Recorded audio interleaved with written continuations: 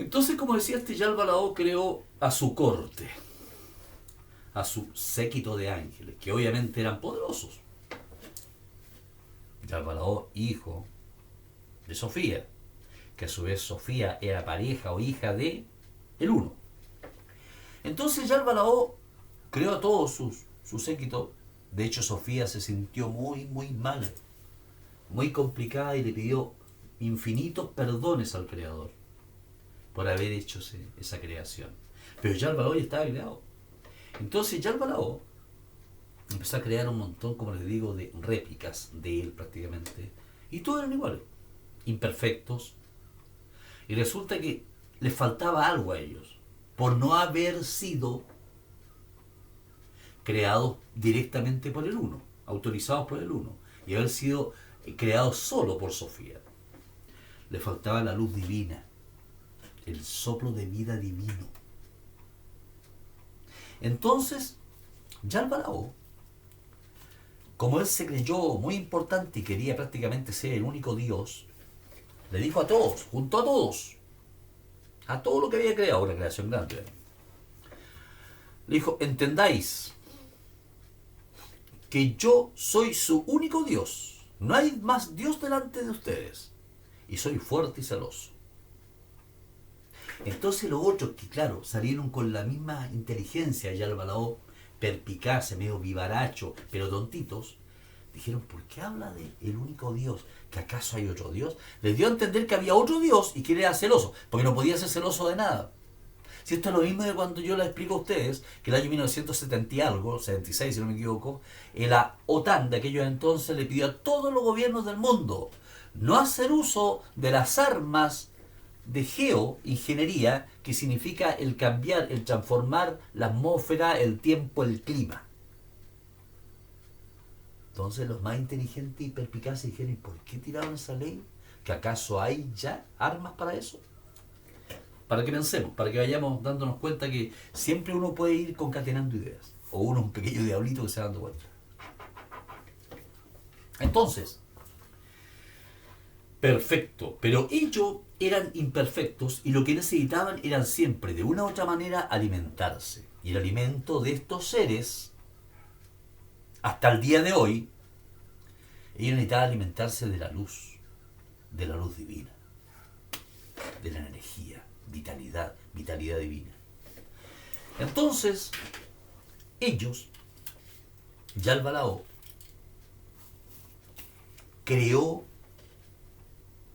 crearon con todos los ángeles que estaban ahí, con todos sus séquitos de demiurgos, de demonios pequeños, crearon un ser que para ellos fuera útil, pero que tuviera un poquito de luz divina para ellos alimentarse de ese ser, el primer ser humano.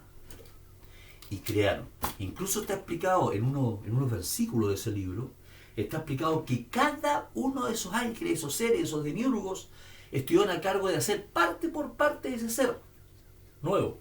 Pero todo, de la uñita, del dedo, pero de uno por uno, estuvieron encargados de hacer ese ser, valga la redundancia, hasta que lo crearon. Pero para variar, como lo crearon ellos, le resultó imperfecto. Era un ser que no se movía, estaba inerte por mucho tiempo, no se sacudía. O sea, era un muñeco tirado y como un trapo. ¿Ya? Entonces, se les ocurrió a todos sus demiurgos,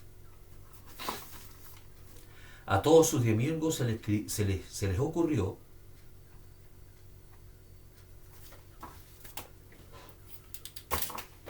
y le dijeron a, ¿cómo se llamaba? Yaldabaoth: ¿por qué no le das un soplo de tu aliento? Tal vez con el soplo de tu aliento pueda vivir. Y Yaldabaoth le entregó el soplo de su aliento y empezó a vivir.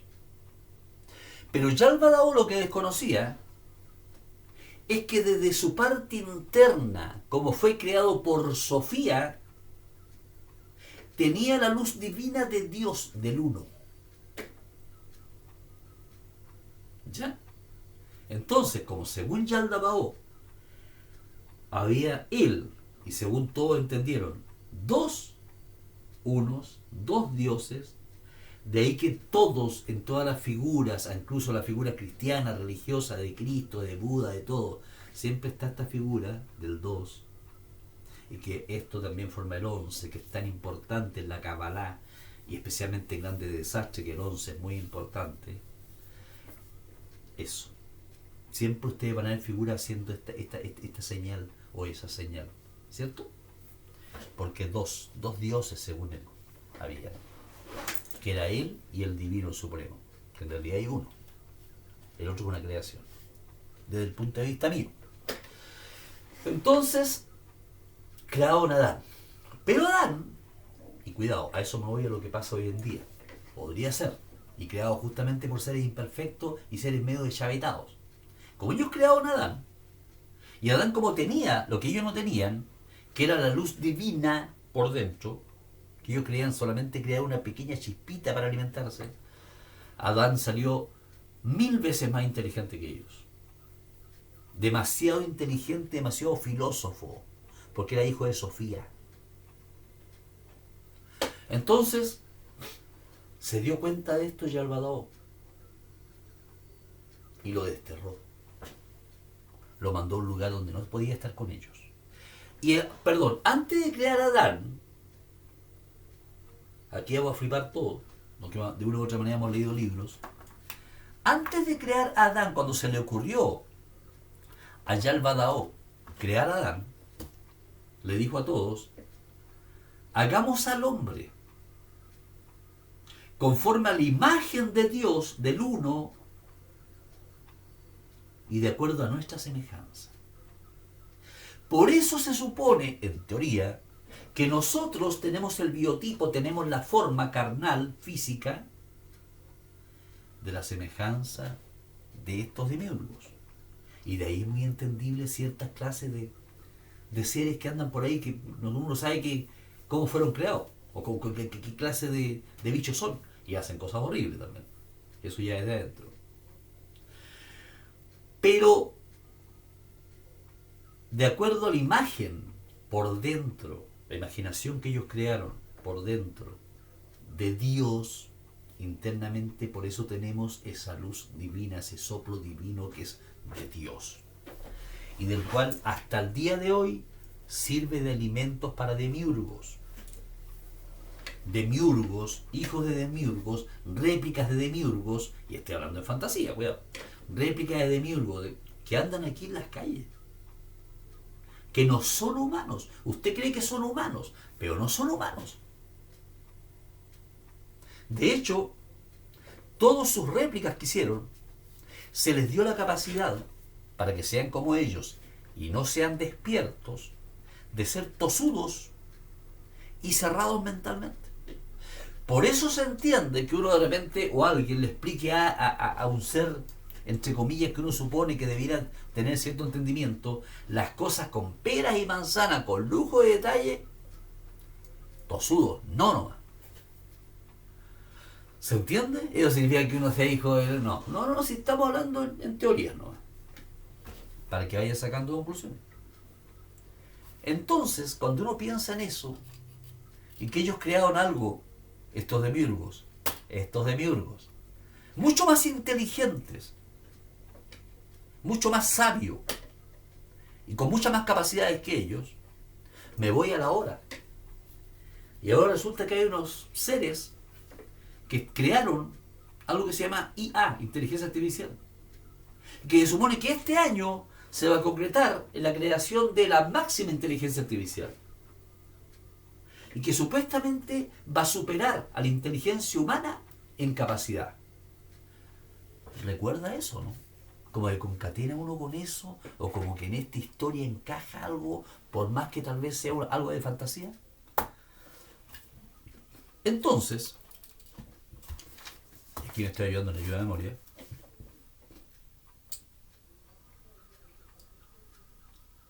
Ellos, obviamente, crearon a este Adán, y resulta que se dieron cuenta que tenía la luz divina de Dios a través de Sofía.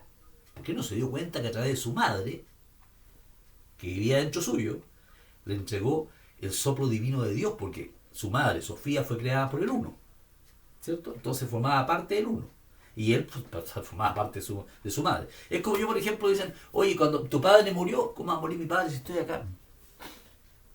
Yo soy parte del ADN de mi padre, no su sangre. Por eso es muy importante lo que voy a decir ahora, para que ustedes entiendan también, si es que entienden, y si es que les interesa entender, o si es que pueden pensar que yo también lo que digo tiene sentido, tal vez no. Tal vez estoy loco y estoy hablando tonteras, pero uno va concatenando ideas. Posteriormente a esto, ellos se dieron cuenta que dentro de Adán había una inteligencia muy potente y eso era el Uno, que estaba escondido y metido dentro de Adán. ¿Qué así es? Dios está metido dentro mío, dentro tuyo, dentro de todos nosotros, los humanos. Está metido Dios. Y hay chispa divina en ellos también, obviamente. Pero ellos vienen programados. Nosotros tenemos una programación con libre albedrío. De ahí lo que conversábamos otro día de alimentación y lo que nosotros podemos permitirnos hacer o no hacer cosas. Entonces, como era poco inteligente mi buen amigo, ¿ya? Dijo, él pensó que en una costilla de Adán, ¿ya? En una costilla de Adán podía estar encerrado el Espíritu de Dios. Entonces sacó la costilla y para plasmarlo creó a otro ser con forma femenina, al cual le llamó Eva.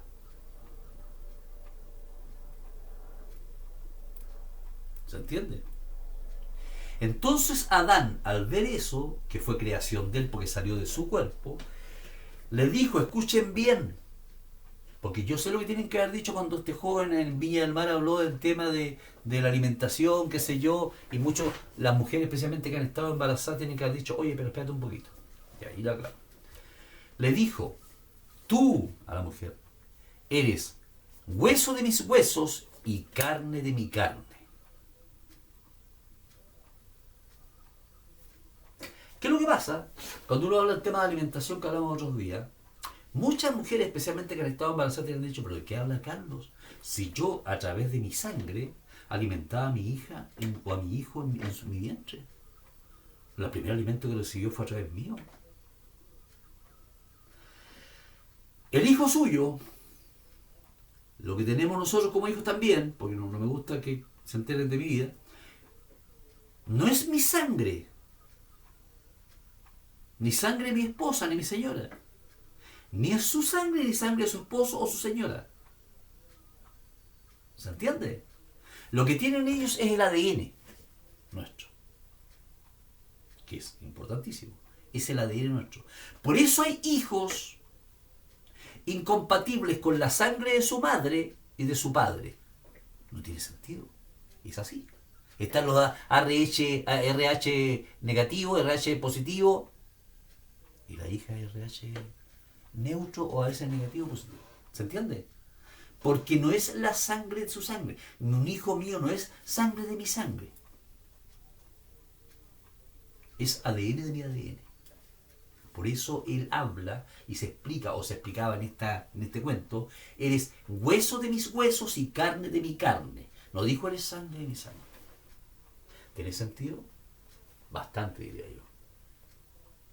Porque por algo lo llevo a la vida científica, ya que aquí hay muchos súbditos de la ciencia, a la vida científica, a la vida tanatológica, a la vida biológica, y vamos a dar cuenta que hay hijos que no coinciden con la sangre de sus padres, porque no es sangre de su sangre.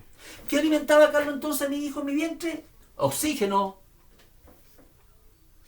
Y por supuesto todo lo que tú lograbas meter a través de tus narices y a través de los poros, con el sol, qué sé yo, eso alimenta al hijo. No es que coma, no, a través del cordón umbilical, eso es lo que le llega al hijo. No alimento, no lo que tú comes, porque eso se va, tal como se explicó. Todo lo que uno come se va, porque no es necesario para el cuerpo humano, mucho menos para el cuerpo que está dentro de tu cuerpo. Entonces iban a salir los regurgitantes científicos, pero es que Carlos, entonces las mujeres... No, cuidado con lo que te muestra la televisión, cuidado que te muestra reportajes total y absolutamente sesgados para después sacar plata a través de fundaciones. Cuidado con eso. Entonces, volvamos a esto. Él le dijo eso a la mujer. La mujer, junto con el hombre, Adán, se fueron, ¿ya? Y resulta que no es como se supone que dice la... Bueno, en teoría, la explicación está, como dice la Biblia. Yaldabaoth habría obligado a Eva, o a esta mujer nueva creada, y le engendró 2 hijos. Yaldabaoth, no Adán. Yaldabaoth le engendró 2 hijos. En ninguna parte también en el libro sagrado dice que Adán y Eva tuvieron 2 hijos. Yaldabaoth engendró 2 hijos. Entonces, esos hijos de Yaldabaoth, uno se llama, perdón, aquí me estoy confundiendo un poco también. Claro. Uno de ellos se llamaba Elohim, que tenía la cara de un oso. No se olviden que venía esa mujer que traía el soplo sagrado, que tenía la cara de un oso y estaba coincidido o estaba, digamos, asociado a la bondad y a la justicia. Y el otro era Yahvé, que tenía la cara de un gato y estaba asociado a la injusticia y a la maldad. Y posteriormente se le llamó Caín y Abel. No tiene para nada sentido lo que estoy diciendo con lo que dice el libro sagrado que todos conocemos. Obviamente Adán también quería tener un hijo, y Adán creó un hijo. No me digan cómo lo creó, cómo lo hizo, no puedo. Ya, porque esto es, entre comillas, es teoría y fantasía. Y a ese hijo le dio por nombre Set. ¿Ya? Una vez que ellos crearon los hijos, y como pudieron empezar a hacer creaciones, y creaciones que en un momento dado podrían ser para bienestar y malestar de la humanidad, todos los ángeles de Yaldabaoth, del Demiurgo, el gran Demiurgo, sacaron del paraíso y desterraron hacia otras tierras a Adán y Eva. Y los hijos también fueron desterrados para otras tierras, porque se empezó a producir hartos hijos. Y también, no se olviden, paralelamente, no necesariamente Adán y Eva, por así decirlo, y los hijos de Adán y Eva creaban hijos, porque obviamente había ya una procreación, sino que todas las réplicas creadas por los ángeles y los demiurgos también empezaron a procrear en este plano. Como Adán y Eva para se portaron mal porque no les siguieron sus preceptos, fueron desterrados y conocieron las sombras, conocieron las tinieblas. O sea, vale decir que en el paraíso donde fueron creados, donde estaba Adán y Eva, que no se le permitía comer del árbol del conocimiento, de Sofía, del conocimiento, no se le permitía tener conocimiento, tenían que ser como ellos, estúpidos, y como fueron al árbol del conocimiento, fueron desterrados. Y en el paraíso solo había luz. No había tinieblas, vale decir, no existía el día y la noche. Y fueron desterrados a un lugar donde hay día y noche. ¿Se va entendiendo? Se va comprendiendo un poquito y concatenando, si es que uno empieza a tomar tema en estos asuntos y dice, sí, algo de sentido tiene esta historia, se supone que es escrita por Juan. Se va tomando como conocimiento el tema, y ahí empieza este gran mundo de aflicción. Y ahí Juan, apartándose un poco de la historia que le estaba contando este ser, este ente maravilloso, le dice, entonces, ¿cómo se puede salir de esta Matrix? No dijo Matrix, obviamente. ¿Cómo se puede salir de esta simulación? Amigos, vivimos lamentablemente en una simulación. Parece que uno se pone fantástico, se pone un poco chiflado, pero la película Matrix, sin lugar a dudas, es la copia de lo que vivimos. Por eso todo el día vivimos mentiras, maldades, terrores, miedos, metiendo miedo, terror, terror, terror, porque es lo que hace que la energía del miedo los chupen estas basuras, si es que es real. ¿Ya? Entonces le preguntó, ¿cómo se puede salir? Y se rió supuestamente esta figura y le dijo, mira, se puede salir cuando el espíritu logra separarse de la mente. Porque lamentablemente la mente, de mentira, hemos conversado harta tema de la mente, lamentablemente la mentira, cuando desencarna la mente y el espíritu, o sigues a la mente o sigues al espíritu. El 89,9% de la gente cuando desencarna, porque no estudió nada de estas cosas, porque veía Netflix, porque prefería ver un partido, porque cómo dar este chiflado, esta hora chiflada, o meterme en cosas de libros. No, prefiero ver un partido de fútbol, como yo me gusta verlo. Prefiero ver, ¿cómo se llama esta cuestión? Que a todo esto también un día esto me va a referir a estos reality, que es muy interesante.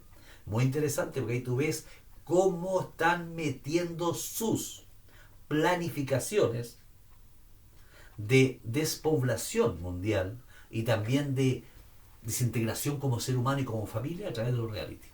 Le dan un tiempo extraordinario a ciertos seres que son títeres de estos planes.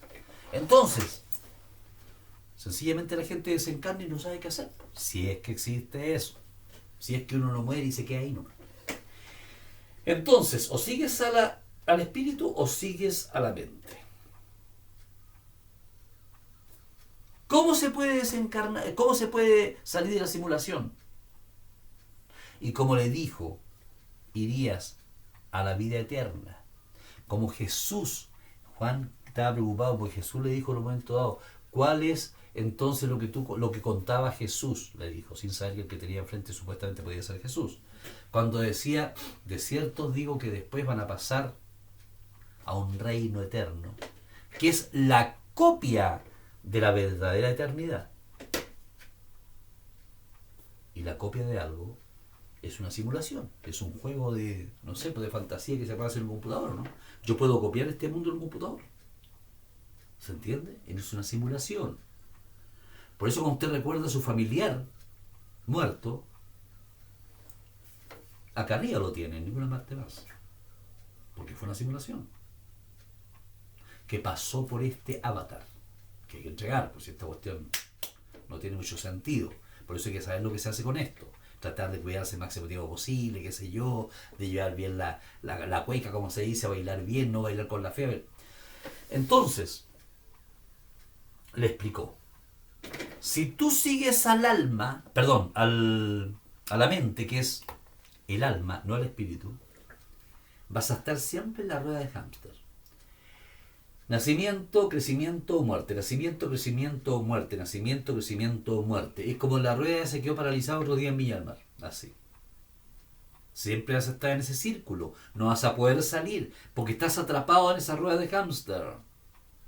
Si logras salir de esa rueda de hámster y reconocer lo que es el espíritu a través de la verdad, no de las mentiras inducidas por estos dioses, por estos hámster, por estos demiurgos, a través de su simulación y de sus mentiras del día a día y de toda la vida de cómo vivir, cómo trabajar. Es lo mismo, sí, lo mismo. La rueda de hámster es, yo me levanto en la mañana y sigo una rutina, o sea, es una rueda de hámster. ¿Quién no sigue una rutina diaria de lo que están ahí? Nadie. Todos seguimos una rutina diaria. Para que no vayan a pensar, yo tal vez, no, nadie, yo tampoco. Entonces, ¿qué es lo que pasa? Si uno se logra salir de esa rueda de hámster, logras quedarte ahí y cuando seas invitado cordialmente a volver a encarnar, porque están tus papás abajo, tus tíos, tus abuelos, tus hermanos, tus perritos, vuelves a la rueda de hámster. Con la diferencia sí, que te tienen siempre en un ciclo de sufrimiento. ¿Por qué? Porque al volver tú a reencarnar, a volver a la carne, no te acuerdas para qué volviste. A menos que logres en la vida, en tu vida a través del conocimiento, a través de Sofía, logres darte cuenta realmente de qué o quién eres.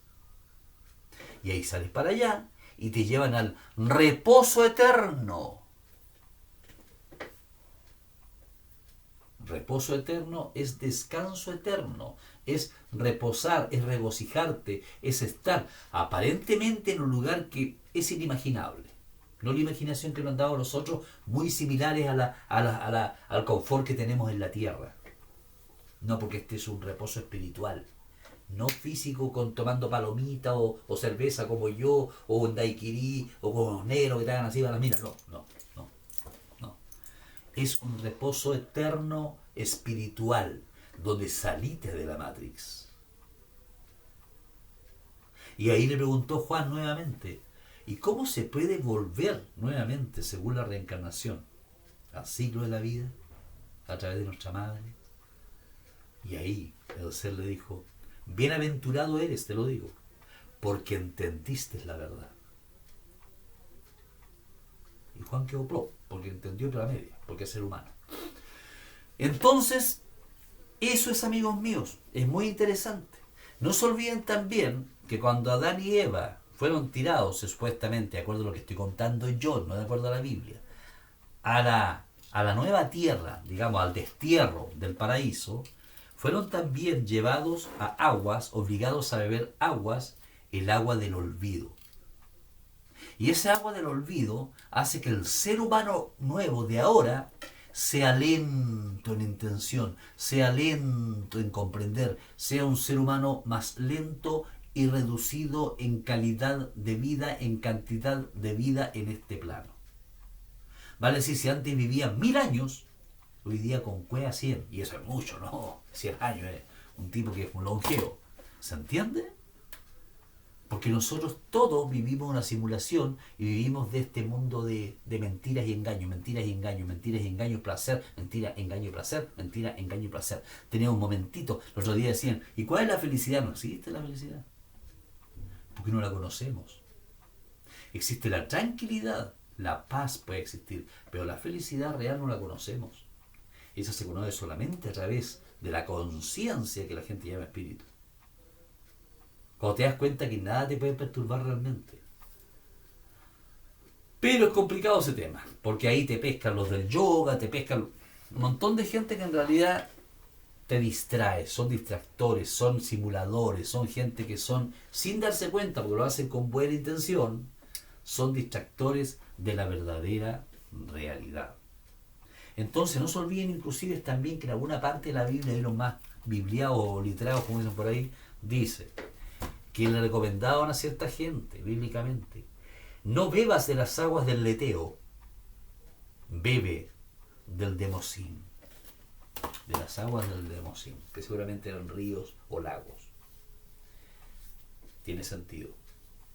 Entonces, amigos míos, de acuerdo a este tipo de historias y cómo habría sido creada la humanidad, tal vez, claro que tal vez por eso tiene sentido cuando, a ver, lo que yo siempre he pensado, siempre en estos libros sagrados te meten verdades, o te permitieron que vean verdades, pero que hay que saber y escudriñar, separar esta verdad de esto y el resto del libro que quede.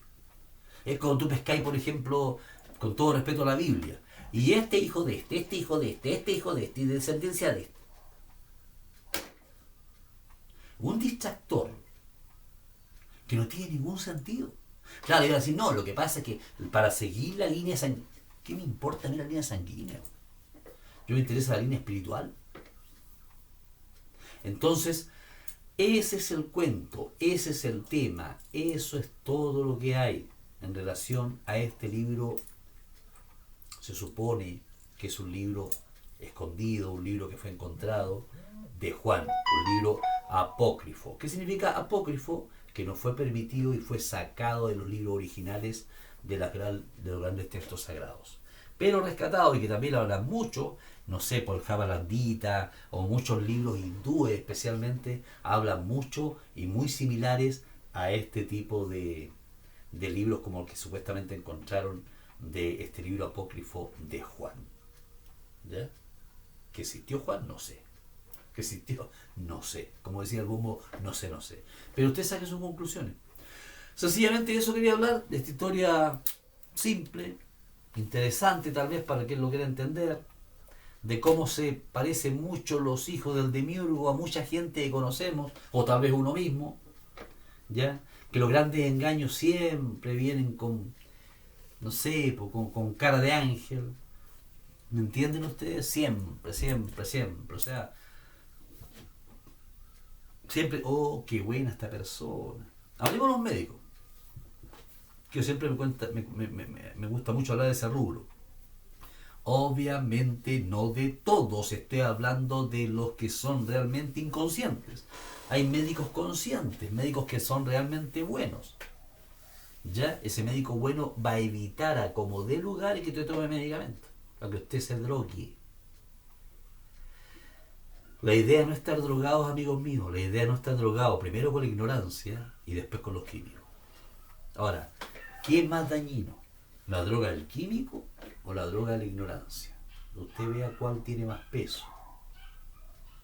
Ahí tiene que usted sopesar, pescar la libra, como dicen, y ver cuál tiene más peso con esa balanza antigua. ¿Ya? O su corazón, o su cerebro. La pastilla roja o la pastilla azul, elija como le dijeron a Neo. Tiene que usted ver ahí por cuál camino se va.